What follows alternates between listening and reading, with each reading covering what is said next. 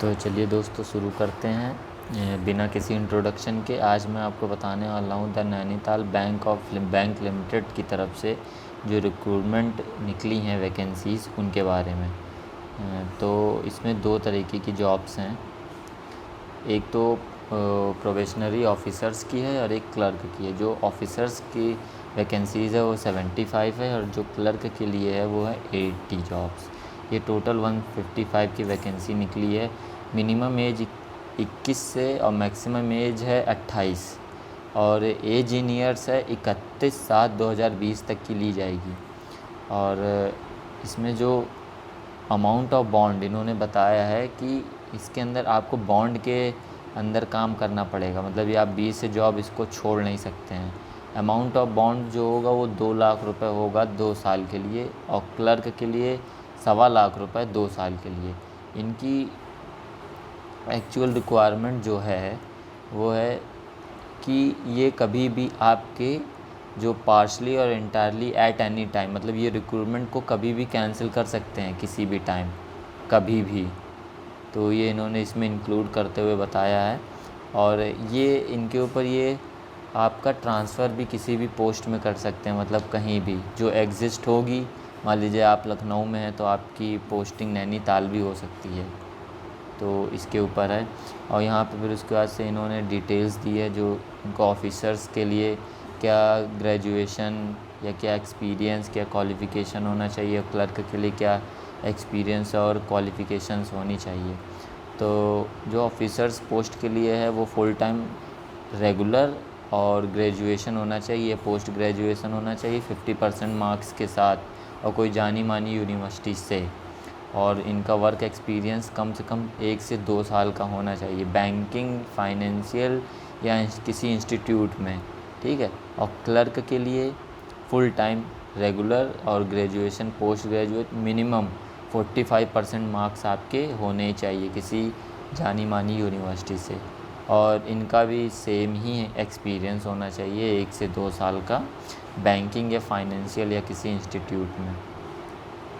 तो who had already applied, मतलब जो पहले से ही इस ब्रांच में या इस पद पे इस बैंक में वो हैं अलॉटेड हैं, जो पहले से इसमें वर्क कर रहे हैं, जैसे चार्टर्ड अकाउंटेंट है, क्रेडिट ऑफिसर है, प्लानिंग ऑफिसर है, आईटी ऑफिसर है, रिस्क मैनेजमेंट ऑफिसर है, मार्केटिंग ऑफिसर है, लॉ ऑफिसर है, वो भी इसमें पार्टिसिपेट कर सकते हैं। इसके लिए वो जॉब के लिए अपना ऑफ़र रख सकते हैं, अप्लाई कर सकते हैं जो। और इन्होंने अपनी सैलरी भी आपको बता दी है कि आपका पे स्केल कितना होगा, ऑफिसर्स को कितना देंगे और ये क्लर्क को कितना देंगे।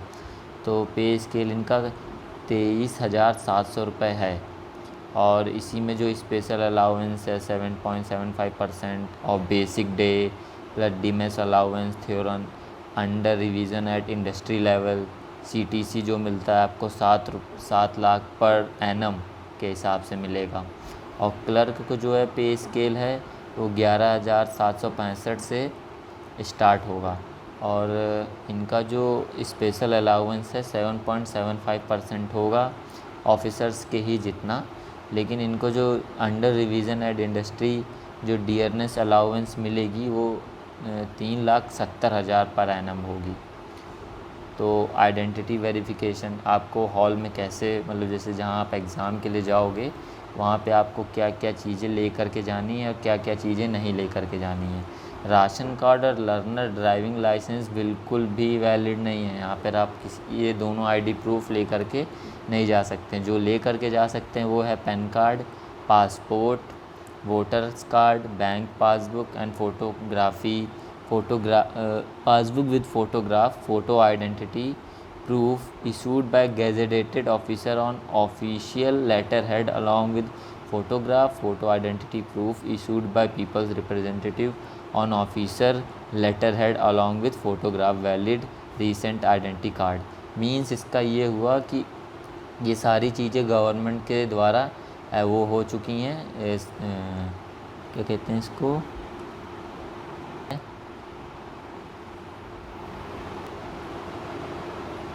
आइडेंटिटी वेरिफिकेशन वाला मैं फिर से आपको बता देता हूँ एक बार, क्योंकि ये ज़रूरी है। एग्ज़ामिनेशन हॉल में जो आप हैं वो राशन कार्ड या लर्निंग ड्राइविंग लाइसेंस को लेकर के नहीं जा सकते। गवर्नमेंट अप्रूव्ड ही चीज़ें वहाँ पर आईडी कार्ड ले करके जा सकते, जैसे पैन कार्ड, पासपोर्ट, हमारा voter ID, bank passbook with photograph, और जो है किसी जैसे ई वो होता है ई कार्ड टाइप का, ई आधार कार्ड भी आप लेके जा सकते हैं। कॉलेज यूनिवर्सिटी का आधार ई कार्ड लेके के जा सकते हैं। एम्प्लॉय आईडी लेकर के जा सकते हैं। बार काउंसिल आइडेंटिटी कार्ड लेकर के जा सकते हैं। और इन सभी चीज़ों को फ़ोटोग्राफ के साथ सबमिट करेंगे किसको, इन्विजिलेटर को, ये वेरीफाई करेगा वहाँ पर। और कैंडिडेट को अप्रूव किया जाएगा, प्रोड्यूस किया जाएगा, मतलब जब आप अप्लाई करोगे तो वो एक तरीके का फॉर्म आपको एक प्रिंट आउट देंगे, उसमें आपकी उसकी फ़ोटो कॉपी आइडेंटिटी प्रूफ के साथ एग्ज़ामिनेशन हॉल में मिलेगी आपको कॉल लेटर पे। कैंडिडेट को जो कॉल लेटर मिलेगा, मतलब आपने अप्लाई किया तो आपको कॉल लेटर आएगा, तो photo identity proof, female candidate who have change first last middle name post marriage must take special note for this. जिनकी शादी हो चुकी है, मान लीजिए किसी लड़की ने शादी कर ली है और उसको उसका नाम जो है फर्स्ट नेम, लास्ट नेम और मिडिल नेम, उसे उसके साथ में स्पेशल नोट ले करके जाना पड़ेगा। मिसमैच हो जाएगी अगर कोई डिटेल आपकी, तो आपको उस कैंडिडेट को उस एग्ज़ाम में बैठने नहीं दिया जाएगा। तो अब आपको अप्लाई करने का तरीका बता रहे हैं। इनकी जो वेबसाइट है वो अभी आपको नीचे आपको दिख जाएगी। The detail guidelines procedure for, आपको कैसे रजिस्ट्रेशन करना है, ये सारी चीज़ें। पहले तो आपको इनकी वेबसाइट पे जाके अपना रजिस्ट्रेशन करना होगा। पेमेंट ऑफ फ़ीस, फिर पेमेंट करनी होगी। डॉक्यूमेंट जो स्कैन करने को बोला जाएगा और अपलोड करने को बोला जाएगा, उन्हें आप अपलोड करेंगे। जो इन्होंने लास्ट डेट जो दी है वो दी है 15 सितंबर, ठीक। 29 अगस्त से इनका चालू हो गया है और ये 15 सितंबर है इनकी आखिरी डेट। स्कैनिंग ऑफ कैंडिडेट्स, मतलब स्कैनिंग ऑफ कैंडिडेट्स का मतलब जो चीज़ें आपको स्कैन करके रखनी है उस फॉर्म के लिए, वो फ़ोटोग्राफ होने चाहिए 4 सेंटीमीटर से 3 सेंटीमीटर तक। Signature with black ink, left thumb का इम्प्रेशन लगेगा वाइट पेपर पर ब्लू या ब्लैक इंक के साथ। A hand written declaration on white paper with black ink, text given below, मतलब बाएं हाथ का अंगूठा ब्लू या काली इंक के साथ। हैंड राइटिंग डिक्लेरेशन भी होनी चाहिए वहाँ पे, ठीक है। और वहाँ पर जो आप उस हैंड राइटिंग में क्या लिखेंगे वो इन्होंने भी बताया। आई और फिर आपका नाम, फिर उसके बाद से बाकी का hereby declare that all the information submitted by me in the application form is correct, true and valid, I will present the supporting document as when required, ठीक। ये चीज़ आप लिख के अपना नीचे सिग्नेचर करके उनको देंगे वाइट पेपर पर, ठीक है। और the above mention hand written declaration, मतलब ये जो लिखा हुआ हैंड डिक्लेरेशन है आपका, ये आप उस साइड पर अप्लाई करते समय अपलोड करेंगे। अगर ये किसी और के द्वारा अपलोड किया जाता है और किसी और हैंड राइटिंग में, तो इसे इनवैलिड कर दिया जाएगा आपके फॉर्म को, ठीक है। और आपके पास एक पर्सनल ईमेल आईडी और मोबाइल नंबर होना चाहिए और आपको उस पर हमेशा एक्टिव होना पड़ेगा, क्योंकि रिक्रूटमेंट प्रोसेस के दौरान आपको सारी चीज़ें उन्हीं वेबसाइट, उसी ईमेल पर और उसी फ़ोन नंबर पर आपको बताया जाएगा। फिर इन्होंने एप्लीकेशन फ़ीस के बारे में बताया है। जो ऑफिसर ग्रेड की स्केल 1 की है वो 2000 रुपये है इंक्लूडिंग GST, और क्लर्क के लिए 1500 रुपये है। ये इन्होंने एप्लीकेशन रजिस्ट्रेशन के लिए वेबसाइट दी हुई है हमारी, ये देखिए पिंक कलर से हमने इसे शेड कर दिया है। जो इनकी recruitment result, then click on the, जो अप्लाई ऑनलाइन पे इस वेबसाइट को खोलेंगे, अप्लाई ऑनलाइन करेंगे, click here for new registration. अगर आपने रजिस्ट्रेशन कर लिया है तो आप इसे लॉगिन करके अपना रजिस्ट्रेशन आगे बढ़ा सकते हैं, नहीं तो अगर आप नए हैं तो click here to new registration पे जाएंगे, जहाँ वहाँ पे सारे आपकी डिटेल्स मांगी जाएंगी। उन्हें भरने के बाद सेव एंड नेक्स्ट करेंगे। फिर उसके बाद आपको सेव एंड नेक्स्ट ज़रूर करना है। क्यों? क्योंकि अगर आप सेव एंड नेक्स्ट नहीं करेंगे और किसी इंटरनेट प्रॉब्लम है या फ़ोन की कोई प्रॉब्लम की वजह से आपका हट भी जाता है तो आपको वो डाटा वहीं से सेव मिलेगा। तो आपको सेव एंड नेक्स्ट ज़रूर करना है। ये सारी चीज़ें करने के बाद आपको फाइनल सबमिट बटन को दबा करके आपको पूरा डाटा सेव हो जाएगा। Valid your details, save and next, ये सारी चीज़ें आपको ध्यान रखनी है।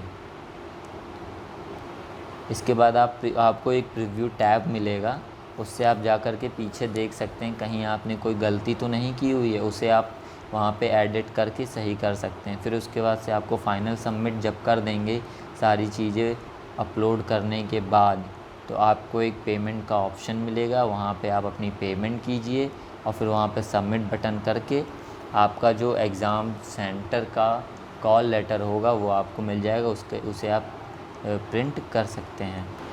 इनकी जो फ़ीस पेमेंट होगी वो ऑनलाइन मोड पर होगी। ये सारे जो आप कैश, कार्ड्स, मोबाइल वॉलेट्स हैं, क्रेडिट कार्ड्स हैं, इंटरनेट बैंकिंग, इसके द्वारा आप अपना फॉर्म की जो फ़ीस है उसे सबमिट करेंगे। और अगर मान लीजिए किसी वजह से आपकी ट्रांजैक्शन कैंसिल हो जाता है और आपकी पेमेंट हो जाती है तो आप थोड़ी देर का वेट करेंगे, सेकंड पेमेंट नहीं कर देंगे। इस वजह से आपको वेट करना पड़ेगा और जब सक्सेसफुल हो जाएगा तो आपको एक ई रिसिप्ट भी जनरेट हो जाएगी। Non generation of E receipt indicates payment fail. अगर ई रिसिप्ट नहीं आती तो इसका मतलब पेमेंट फेल हो चुका है आपकी। और फिर उसके बाद से आपको फिर से लॉगिन करने के बाद रजिस्ट्रेशन नंबर और पासवर्ड डाल के वो पूरा प्रोसेस फिर से करना पड़ेगा। ये फिर ई रिसिप्ट आपको निकालना ज़रूरी है, ठीक है। और इन्होंने फिर गाइडलाइन और स्कैनिंग अपलोडिंग डॉक्यूमेंट, इन्होंने एक गाइडलाइन बनाई है कैसे आपको अपनी फ़ोटोग्राफ या स्कैन डॉक्यूमेंट्स को कैसे स्कैन करना है। Photograph must be recent passport style, passport size की फ़ोटो होनी चाहिए और फ्लैश यूज़ नहीं होना चाहिए। अगर फ्लैश यूज़ हुआ है तो आपकी आंखों पे लाल नहीं होना चाहिए, ठीक है। साइज़ कम से कम 20 से 50 KB के बीच में होनी चाहिए आपकी फ़ोटो की। Signature, left thumb impression and hand written declaration email. The application जो है वो ब्लैक इंक से होनी चाहिए जो आप हैंड रिटन देंगे। लेफ्ट थंब का इम्प्रेशन ब्लू या ब्लैक इंक से होना चाहिए, ठीक है। The signature will be use to put on the call letter and wherever necessary. Call letter पे भी आपका थंब इम्प्रेशन आना ही चाहिए। और जो आप सिग्नेचर आप वो करेंगे वो कॉल लेटर पे और जो आप वहाँ पे एग्ज़ामिनेशन हॉल में जो सिग्नेचर करेंगे वो दोनों ही चीज़ें जगह पर आपका सिग्नेचर सेम होना चाहिए, नहीं तो आप डिस्क्वालीफाइड हो जाएंगे। डायमेंशंस 140 से 60 पिक्सल्स प्रीफर्ड करेंगे। जो साइज़ होगी वो 10 KB से 20 KB के बीच में होनी चाहिए। सिग्नेचर और लेफ्ट थंब के इम्प्रेशन का दोनों का साइज़ सेम होगा। और hand writing declaration size of file should be 20 KB से 50 KB के बीच में जो आपका हैंड रिटन पेपर जो होगा वो भी 20 KB से 50 KB के साइज़ होगा। और ये साइज़ इंश्योर कर लें कि इमेज जो है 20 KB signature and left thumb, मतलब आपके हस्ताक्षर और बाएं हाथ के अंगूठे से ज़्यादा नहीं होना चाहिए, 20 KB से 50 KB के बीच में ही होना चाहिए।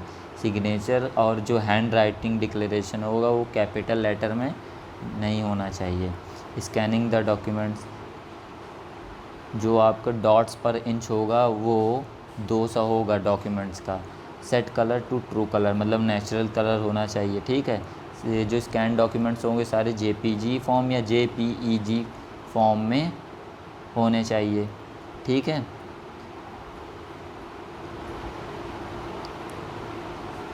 ठीक है। कैंडिडेट को MS Windows, MS office can easily तो JPG फॉर्मेट में बाय यूजिंग MS पेंट या MS office picture manager scan documents से वहाँ से आपको मिल जाएगी JPG या JPEG फॉर्मेट में, उसको सेव करके आप उसे अपलोड कर दीजिएगा। फिर लेफ्ट थंब इम्प्रेशन के बारे में, फ़ाइल आपकी JPG या JPEG में होनी चाहिए। डायमेंशन जो होना चाहिए 240x240 होना चाहिए, 200 डॉट पर इमेज होना चाहिए, ठीक है। और फाइल साइज़ इसकी 20 KB से 50 KB। हैंड रिटन डिक्लेरेशन जो वो कैपिटल लेटर में नहीं लिया जाएगा, इसकी भी फ़ाइल टाइप JPG या JPEG होगी। डायमेंशन इसका 800 से 400 पिक्सल्स, 200 डॉट पर इमेज होगा। फाइल साइज़ इसकी 50 KB से 100 KB होनी चाहिए। Procedure of uploading the documents, और फिर वहाँ पे आपको कैसे क्या प्रोसीजर आपको अपलोड करने का डॉक्यूमेंट। जब आप एप्लीकेशन फॉर्म को फिल करेंगे तो वहाँ पे आपको upload left thumb impression, hand written declaration करके 2 अपलोड्स के पॉइंट्स दिखे जाएंगे, टैब दिखेंगे। वहाँ पे आप पे अपलोड पे क्लिक करके जहाँ भी आपका डाटा ये सेव है वहाँ से उसको सेलेक्ट करके अपलोड कर देंगे। ये आपकी सारी चीज़ें वहाँ पर अपलोड हो जाएंगी। एक बार उन्हें रीचेक करना ना भूलें। फिर इन्होंने बताया हुआ है कि जो लेफ़्ट हैंड इम्प्रेशन और hand declaration, written hand declaration है वो अनक्लियर या धुंधला नहीं होना चाहिए, इसकी वजह से आपका फॉर्म रिजेक्ट भी हो सकता है। फिर उसके बाद से ये सारी चीज़ें करने के बाद सभी का प्रिंट आउट आप निकाल लेंगे। फिर आपको कॉल लेटर जो है वो ईमेल आईडी पे, मोबाइल नंबर पे आ सकता है। और फिर उसके बाद से आपकी सारी चीज़ें, date of birth, address, mobile number, email ID, centre of examination etcetera, ये सारी चीज़ें कोई भी चेंज नहीं होगा इन सभी में फिर उन्होंने बताया है कि candidates are advised in their own interest to apply online much before the closing date. Candidates को क्लोजिंग डेट के पहले ये सारी फॉर्म्स को भर देना है। ठीक है। डाउनलोडिंग कॉल लेटर, आप इनका कॉल लेटर इनकी ही वेबसाइट से डाउनलोड कर सकते हैं। एट द एग्ज़ामिनेशन सेंटर आप अपने साथ आपका कॉल लेटर, अपना आईडी प्रूफ, आपकी एक फ़ोटो, ये सारी चीज़ें वहाँ पर ले कर के जाएंगे, जितने भी डॉक्यूमेंट्स आपने वहाँ पर अपलोड किए हैं। कैंडिडेट को जो है वहाँ पर रिपोर्टिंग लेट रिपोर्ट नहीं करना है। 2 घंटे 25 मिनट का आपका टेस्ट और इंटरव्यू दोनों हो जाएगा।